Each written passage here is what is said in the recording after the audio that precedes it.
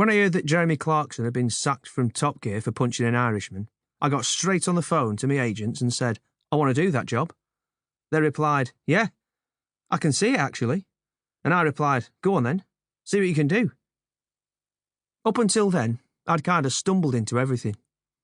And out of all the jobs in TV, presenting Top Gear was the one I really wanted to do. That and presenting Question Time.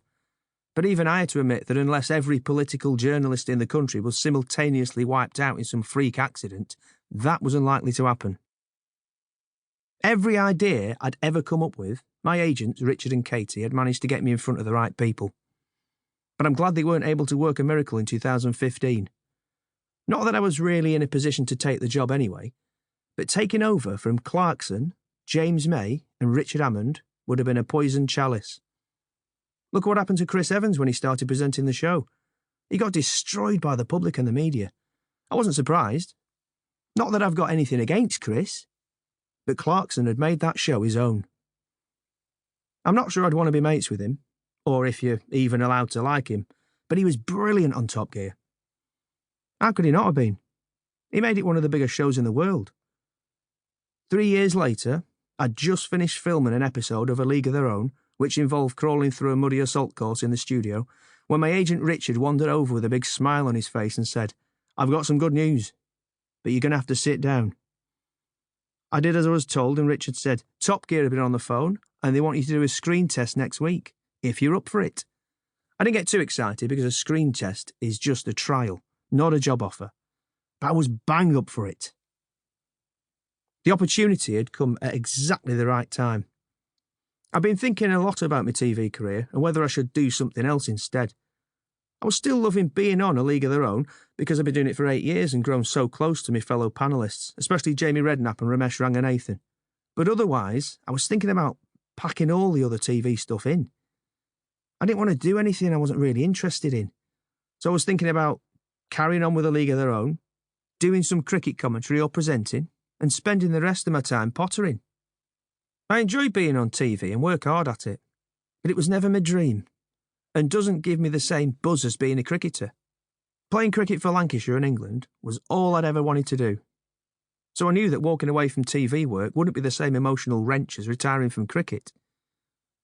On a more basic level, I just loved cars. The car has got to be one of the greatest and most important inventions in history, right up there with the printing press, the light bulb and penicillin. The car is one of the few inventions that fundamentally changed the way humans lived. Literally broadened people's horizons. Nowadays, people will try to make you feel guilty about owning a car, unless it's electric. First, there isn't an electric car I like. Second, we don't have the infrastructure in terms of enough charging points. Third, they're not actually that good for the environment. Yes, they produce less pollution, but making the batteries requires mining of rare materials and a lot of extra energy. I'll need to have driven quite a lot of miles in my petrol car before it has the same environmental impact as a brand new electric car. And because I change my cars quite a lot, I'm probably doing less damage to the environment than someone who drives an electric car. I'm not some knee-jerk reactionary who is against electric cars on principle. I'd actually like to get one eventually. But only when the cars get better, the infrastructure improves, and it can be proved beyond doubt that driving one is better for the planet.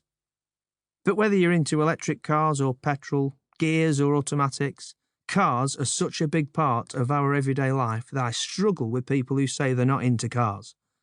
They're lying. If you own a car and you drive a car, then you're into cars. You might not know anything about cars, but you're into them, whether you think you are or you don't. And I really can't get my head around people who don't drive. I can't even imagine it. When I was a kid, I couldn't wait to be 17 so that I could get behind the wheel. It meant freedom, being able to go wherever I wanted and do whatever I wanted. The reason I failed my test the first 2 times was because it was so important to me. The first time I failed on a dangerous, I thought there was more than enough room on the roundabout to get home. He disagreed. The second time, I got a minor fault. As soon as I'd done it, I knew I'd failed. So I thought, I'm going to give him the ride of his life.